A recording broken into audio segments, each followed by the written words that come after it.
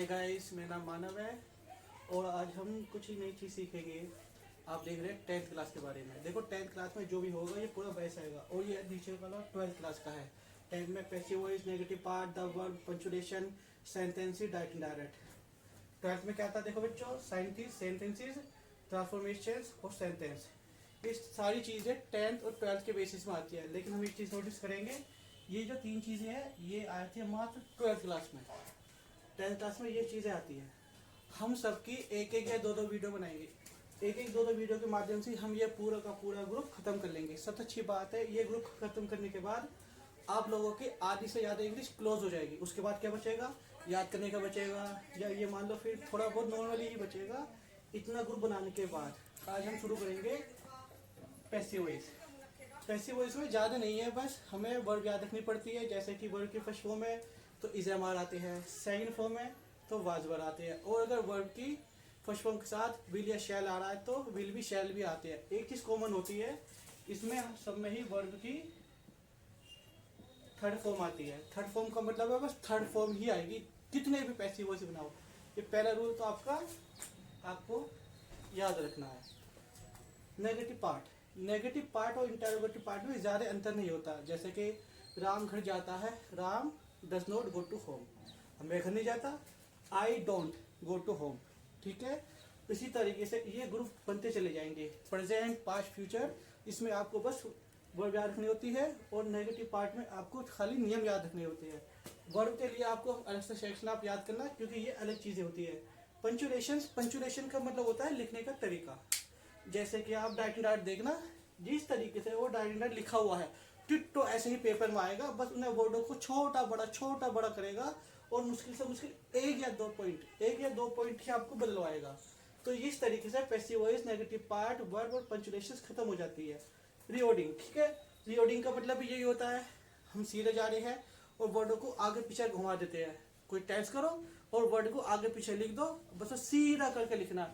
ये आपका रीओडिंग। कहने मतलब ये है, आप जो बचपन से लिखते हुए आ रहे हैं इंग्लिश में, बस वो ही आपको याद रखना है। इसके कुछ नियम करने की होती नहीं है। जब हम पैसिव वॉइस करेंगे, इंटरोगेटिव करेंगे, वर्ब करेंगे, तो ये चीज़ें अपने आप क्लियर हो जाएगी। तो हमारा पंचुएशन क्लियर हो जाती है और रीओडिंग भी आपकी क्लियर। डायरेक्ट इनडायरेक्ट, देखो डायरेक्ट इनडायरेक्ट बहुत मायने रखते हैं, क्योंकि ये बोलने में भी यूज होते हैं। आपने लोगों को देखा होगा, I said to me, Ram goes to who. जैसे कि राम ने मोहन से कहा, राम सेड टू मोहन, तो ये हो गया। मोहन से कहा, फिर कोमा लगा दिया, फिर आई एम गोइंग। तो ये लैंग्वेज में यूज होगा, क्योंकि लैंग्वेज ज़्यादा मायने रखती है। और उसके बाद ये तीनों ग्रुप जो होते हैं ये 12th क्लास के होते हैं। डायरेक्ट एंड डायरेक्ट भी 12th क्लास में आता है। 12th क्लास के जो ट्रांसफॉर्मेशन डाली हुई है यहाँ पर, इसमें आपको नई नई चीज़ें सीखने को मिलेगी। एग्जाम्पल के तौर पर मैं आपको बता देता हूँ। पहला पैसिव वॉइस जो इसमें भी आता है और 10th तो फिक्स है आपका। दूसरा आपको इसमें लिखने को मिलेगा यूज टू, रिमूव टू भी बोलते हैं बहुत से बच्चे, तो उसमें यूज टू यूज होता है। इसमें आपको डिग्री आएगी पेपर के अंदर, या तो यूज टू आएगा, टू का यूज आएगा, या डिग्री आएगी, या नेगेटिव पार्ट आएगा, या पैसिव वॉइस का चार्ट आएगा। उसके बाद ट्रांसफॉर्मेशन में कुछ भी नहीं आता, बाकी सब चीज़ बकवास है। पूरा चार्ट कर लो, पढ़ लेना पड़े, 4-5 चीज़ करो, क्लियर करो, पेपर में आने ही आना है। उसके बाद सेंटेंसेस भी इसी तरीके से आगे पीछे घूमते रहते हैं। तो मैंने आपको पूरा बेसिक तो बता दिया, लेकिन हम स्टार्ट कहाँ से करेंगे, हम स्टार्ट करेंगे नेगेटिव पार्ट से या फिर पैसिव वॉइस से। तो चलो पैसिव वॉइस से शुरू कर देते हैं। पैसिव वॉइस जो मेन है, ठीक है, तो हम पैसिव वॉइस से शुरू करते हैं।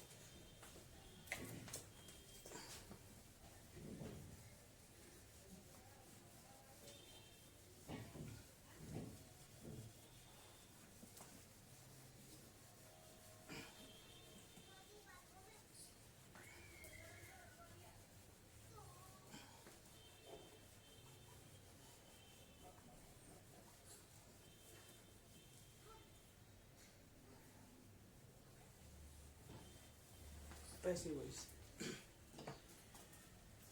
एक ही पूरे टेंसेस में सारे ग्रुप बन जाते हैं। अगर देखा जाए तो एक में सारे बन जाते हैं, बस हमें वर्ब याद करनी पड़ती है। लेकिन आज हम नॉर्मल चीज़ लेकर चलेंगे। हाँ, हम लेकर चलेंगे इंडेफिनेट के हिसाब से। आज मैं खाली नियम लिख देता हूँ, नेक्स्ट वीडियो में मैं आपको एक टेंस में सारे बता दूंगा, ठीक है।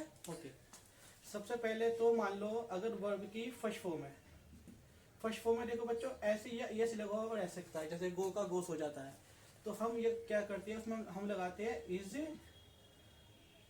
एम और आर, वर्ब की थर्ड फॉर्म।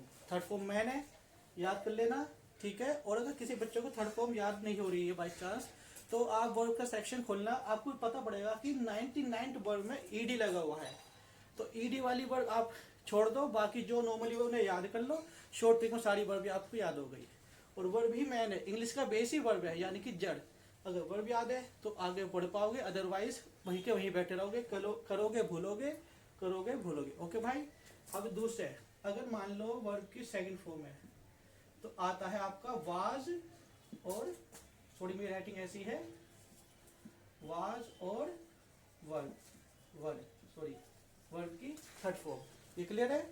अब आते नेक्स्ट, अगर मान लो विल है, ये आपका शैल लगा हुआ है, प्लस वर्ब की फर्स्ट फॉर्म। एक चीज नोटिस करो, विल और शैल है तो सीधा सीधा फ्यूचर ही है, ठीक है। और फ्यूचर है तो आपको बी लगाना है, ठीक है, इंडेफिनेट में। तो आपका क्या आएगा, विल बी और शैल बी प्लस वर्ब की, ये रही आपकी वर्ब की थर्ड फॉर्म। देखो ये तीन बेस बन गए आपके। पहला आपका है प्रेजेंट इंडेफिनेट, दूसरा पास्ट इंडेफिनेट, तो थर्ड में आपका है फ्यूचर इंडेफिनेट, ठीक है। ये इंडेफिनेट बेस आपका, ठीक है। आज हम इसे लेकर चलेंगे, या फिर एक और लिख देता हूँ क्योंकि एक से डबिंग हो जाता है। उसके बाद आगे का नेक्स्ट वीडियो में पूरा एक चार्ट में पूरा मैं बना दूंगा। मान लो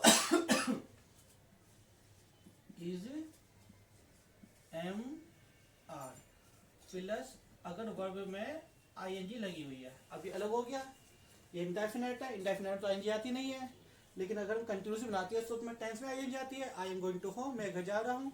तो इस तरीके से ये, ठीक है।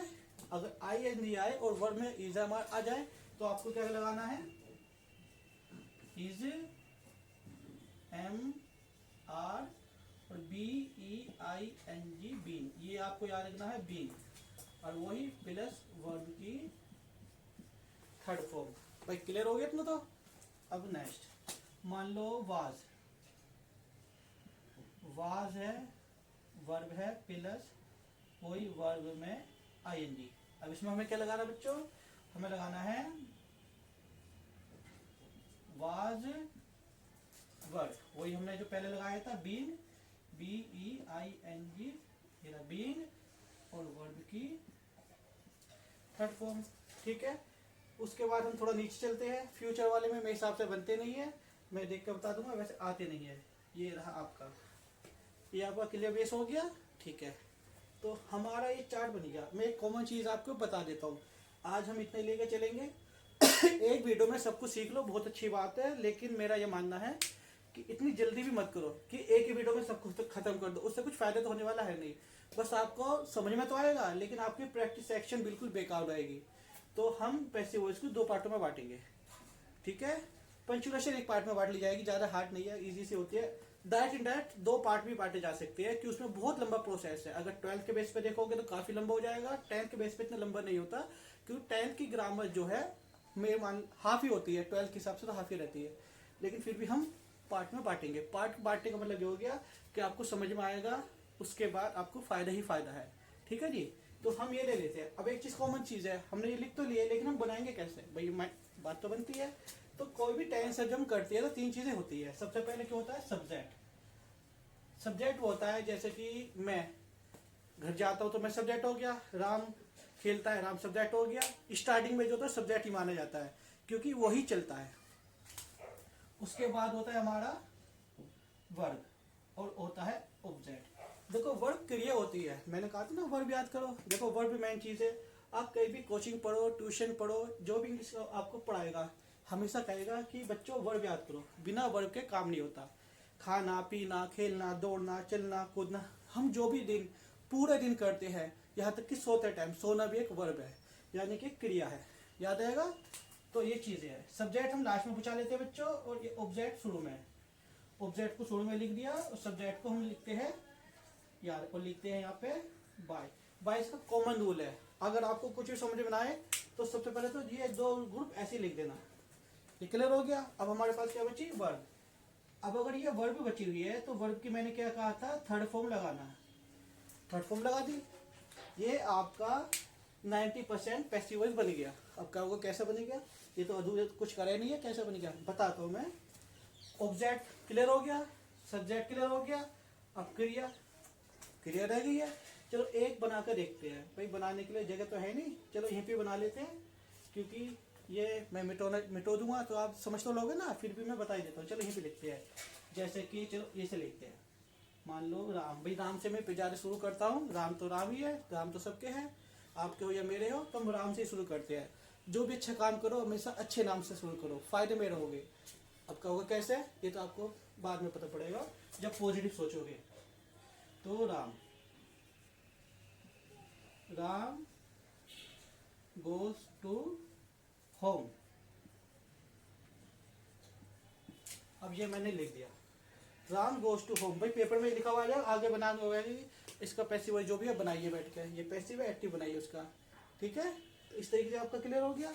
अब मैंने क्या कहा, वर्ब याद रखो। देखो सबसे अच्छी बात क्या है, ये आपका सब्जेक्ट है, राम सब्जेक्ट है, ये ऑब्जेक्ट है, और ये आपके क्या है, क्रिया। हो गया। अब देखो नियम, मैंने क्या कहा था कि ऑब्जेक्ट शुरू में है। भाई ऑब्जेक्ट क्या है, ऑब्जेक्ट है आपका होम। होम किस में आ जाएगा, बिल्कुल शुरू में, HOME होम। भाई क्लियर बच्चों। और मैंने क्या, सब्जेक्ट को बिल्कुल लास्ट में, लास्ट में मैंने क्या लगाया, बाय। बाय भाई राम है तो काम तो क्लियर हो गया ना, ठीक है। अब यहाँ पर ये हमारी वर्ब, वर्ब याद आएगा ना। देखो वर्ब भी मैंने क्या कहा, वर्ब की थर्ड फॉर्म, गो वेंट गोन, GONE गोन। गोन क्लियर हो गया ना, ठीक है। अब एक चीज कॉमन है इसमें, मैंने क्या कहा था, अगर वर्ब की फर्स्ट फॉर्म आए इज एम आर, और वर्ब की थर्ड फॉर्म, थर्ड फॉर्म तो मैंने लगा दी। अब यहाँ पे हमें एक चीज लगानी बाकी है, क्या लगाना, अब देखो अगर एक वचन है तो इज आएगा, सीधी नॉर्मली बात है, बहुवचन है तो आर आएगा, तो और एम आता हमेशा आई के साथ में, ठीक है। तो होम तो एक ही होगा क्योंकि ऐसे नहीं लगाया मैंने, तो यहाँ पर आ गया आपका इज, ये आपका बन गया passive voice, home is gone by Ram. अब एक चीज कॉमन देखो, अगर यहाँ पे वर्ब की फर्स्ट फॉर्म है तो इज अमार में नॉर्मली हो गया। अगर मान लो वर्ब की सेकंड फॉर्म होती है यहाँ पे इस बेस में, सेकंड फॉर्म, सेकंड फॉर्म क्या होती है, गो की वेंट, WENT वेंट। अगर वेंट सेकंड फॉर्म है तो क्या लगेगा, ये देखो समझ में आएगा होगा, एक है तो वाज, बहुत सारे तो वर्ब, तो घर तो एक ही है तो क्या लगेगा, वाज। यहाँ पे हमारा आ जाएगा वाज। अब ये आपका बन गया पास्ट इंडेफिनेट में। तो पहला कौन सा बना, प्रेजेंट में, दूसरा पास्ट में, ठीक है। अब थर्ड बेस पर आते हैं। थर्ड बेस हमारा देखो ये रहा, विल और शैल। अब विल शैल तो इसमें मैंने लगा नहीं रखे हैं तो, क्योंकि सिंपल में बनाया था। मान लो मैं यहाँ पे एरो बना के इधर को मैं यहाँ पे ऐड कर देता हूँ, राम के साथ तो विल आएगा,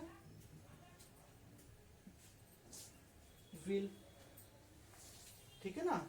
अब विल आ गया तो क्या बन गया, Ram will go to home, ठीक है। थोड़ा इसे इज ऐड कर देते हैं, यहाँ पे हटा के इसे यहाँ पे ले आते हैं, तो राम विल,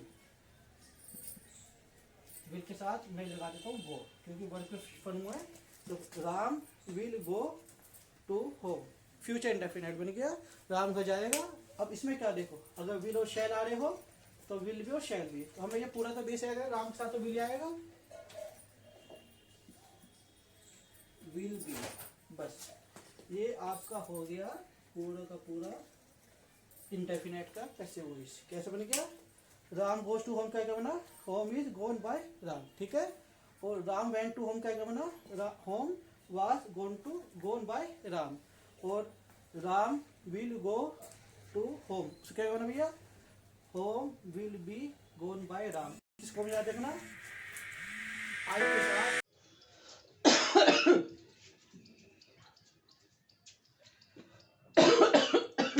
देखिए हमने कर लिया है, ये विल बी तक हमने बना लिया, प्रेजेंट, ये पास्ट क्या बोलते हैं इसे, पैसिव वॉइस पूरा यहाँ तक कंप्लीट कर लिया है। लेकिन हमारी क्या हुए, हमारे हुए इंडेफिनेट और कंटिन्यूस। कंटिन्यूस मैंने अभी बनाई नहीं है क्योंकि जगह कम पड़ी हुई है, लेकिन मैं पहले कुछ नेम बता देता हूँ क्योंकि वो फॉलो होने वाले हैं। जैसे कि देखिए आई का जो मी होता है, मी का आई का मी, ठीक है। ही का होगा हिम। सब याद रखना, ये मेन चीज़ें है। शी का होगा आपका हर। यू, देखो यू का यू ही रहता है, या तो ये यू हो या ऑब्जेक्ट में हो या सब्जेक्ट में, वो यू का यू ही बना रहेगा आपके लिए। अब हम लेते हैं बी को। वी को होता है अस। अगर अस आए तो वी बन जाएगा, वी आए तो अस हो जाएगा। लेकिन होगा कैसे, जब सब्जेक्ट से ऑब्जेक्ट में, ऑब्जेक्ट से सब्जेक्ट में ट्रांसफर होगा, उससे पहले नहीं होगा, याद रखना, ठीक है जी। उसके बाद दे, THEY दे का होता है देम। और एक हो होता है WHO हो का by whom, WHOM by whom. ये चीज़ें आपको याद रखनी है कि मेन पॉइंट यही है। इसमें तो ऐसा कुछ भी नहीं था, सीधा था राम गोज टू होम। लेकिन इसमें अगर यहाँ पर चीज़ें ये इधर आ जाए तो इधर से इधर, इधर से इधर, ये बदलते रहती है। तो फिलहाल के लिए तो मैंने आपको बता दिया है इंडेफिनेट और कंटिन्यूस। बस कंटिन्यूस का मैंने टेंस अभी बनाया नहीं है, तो ये मैं कर देता हूँ, उसके बाद ही मैं आगे आप समझा के बता पाऊँगा। ये सब क्लियर, ये नियम, ये रूल्स याद रखिएगा, ठीक है। तो चलो यही मिटो देता हूँ बस मैं।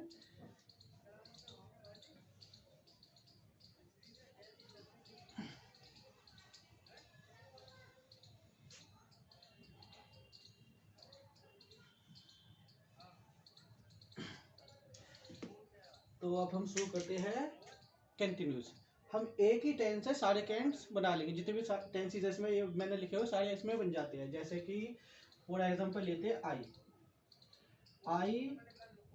M GOING going to home. फिर से मैंने उसी तरीके से ही लिख दिया है, बस मैंने राम को हटा के आई डाल दिया है, कोई फर्क नहीं पड़ेगा। अब देखो नियम, सब्जेक्ट, सब्जेक्ट तो आई है, सब्जेक्ट का क्या बनेगा ऑब्जेक्ट, तो हमने क्या लगा दिया बाय आई का मी। ये तो क्लियर हो गया। अब ऑब्जेक्ट शुरू में आ जाएगा पहले की तरह। ऑब्जेक्ट क्या है इसमें, होम, HOME होम, बिल्कुल ऐसे ही बनाया था ना मैंने। उसके बाद वर्ब, मैंने क्या कहा था, वर्ब की थर्ड फॉर्म ही आएगी, चाहे कितने भी पैसे हो सब बनाइएगा, ठीक है। तो गो वेंट और फिर से GONE गोन। यहाँ तक तो क्लियर है। अब देखा जाए तो पहले की तरह चल रहा है सारा के सारा, बस यहाँ पे राम था, यहाँ पे मी हो गया है, ठीक है। लेकिन एक चीज़ कॉमन है, अलग तरीके से देखनी पड़ेगी हमें। थर्ड फॉर्म कॉमन हो गई है। अगर ISMR आए और अगर ING आए तो क्या ISMR के बाद ING बीइंग, ठीक है। और अगर वाज वर्ड आए, वाज वर्ड के बाद बीइंग, ये क्लियर है आपका। अब इसमें हमारे पास क्या है, हमारे पास है होम। होम क्योंकि एक है तो इज और BEING बीइंग, यही एक्स्ट्रा आपका लगा। सब कुछ तो वही है, बस बीइंग, बीइंग एक्स्ट्रा क्यों लगा, क्योंकि वर्ड में ING आ गई है। अब वो पहले की तरह नियम बना लेते हैं। अगर आई के साथ एम है तो आई के साथ वाज भी आ सकता है, क्योंकि अगर हम पास्ट में जाते हैं तो आई के साथ वाज, और अगर वाज है तो इसकी जगह क्या आ जाएगा बच्चों, ये आ जाएगा वाज। क्लियर हो गया। अब ढंग से नोटिस करने वाली बात है कि इसमें और पहले वाले में कोई अंतर है नहीं, सारे एक से ही है। बस नियम आपको याद रखने हैं, सब्जेक्ट का ऑब्जेक्ट, ऑब्जेक्ट का सब्जेक्ट, वर्ब की थर्ड फॉर्म और helping word ISMR, was word या हैज, जो भी टेंस के हिसाब से बनेगी, ये आपका क्लियर है। अब इसमें एक चीज़ है, मैं फ्यूचर को तो मैंने लिखा नहीं, क्योंकि फ्यूचर कंटिन्यूस नहीं बनते हैं, ये नियम याद रखिएगा। प्रेजेंट इंडेफिनेट तीनों बनते हैं, फ्यूचर कंटिन्यूस नहीं बनते हैं। यहाँ तक हमने आधा ग्रुप खत्म कर लिया, हमारे पास परफेक्ट बचे हैं। और PPCT टेंस भी नहीं बनते। PPCT टेंस जो 3 तरीके के होते हैं उसमें डबल होते चले जाते हैं, प्रेजेंट, पास्ट, फ्यूचर, फिर उसके पार्ट बढ़ते चले जाते हैं, और पार्ट बढ़ने के बाद ही आगे के प्रोसेस शुरू होते हैं। तो बच्चों जहाँ तक मैंने बताया है ये चीज़ें सब फॉलो कर लेना। अब हम नेक्स्ट वीडियो में इसके आगे का बताएंगे, परफेक्ट वाले बताएंगे और लेट वाले बताएंगे। 10th क्लास में इतने ही आते हैं, अधिकतर इंडेफिनेट में ज़्यादा डाले जाते हैं, क्योंकि बच्चे वर्ब में दिक्कत देते हैं। ING वाले में तो पता रहती है बच्चों को कि बीइंग लगेगा, काम कर देंगे आराम से। और परफेक्ट बहुत ईजी होते हैं, क्योंकि वर्ब की थर्ड फॉर्म उसमें पहले से पहले लगी रहेगी। तो अब हम मिलते हैं नेक्स्ट वीडियो में, आप इन सबको नोटिस कर लीजिए। कुछ डाउट हो तो आप मुझे नीचे कमेंट्स करके बता देना, मैं आपके डाउट्स क्लियर कर दूंगा। Okay, bye bye.